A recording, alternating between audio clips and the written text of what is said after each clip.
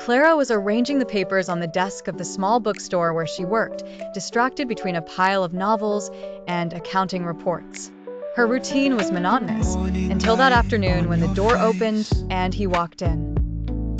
Tall, with an impeccable uniform and a gaze that seemed to unveil hidden secrets, the policeman stirred something in Clara that she hadn't felt in a long time: curiosity. "Good afternoon, miss," he said, with a firm yet welcoming voice.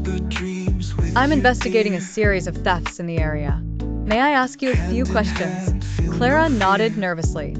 He sat down in the chair across from the counter, his professional posture contrasting with the intensity of his brown eyes.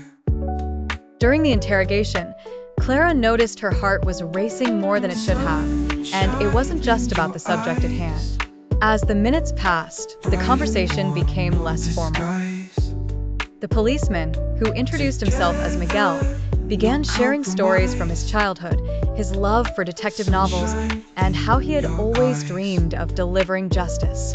Clara, enchanted, reciprocated with tales of the eccentric customers at the bookstore. There was something magnetic about him, an energy that filled the room. When he mentioned that he loved detective stories, Clara couldn't resist. "I have one that you might like." She stood up to fetch the book, but as she reached for it on the highest shelf, she lost her balance. Before she could fall, she felt Miguel's firm hands holding her by the waist. Their eyes met for a moment that felt eternal. Clara felt his breath close by, and the world around them faded away. "Are you okay?" he asked, his voice now softer. Clara merely nodded, speechless. Miguel stepped back, but not before giving her a discreet, almost conspiratorial smile.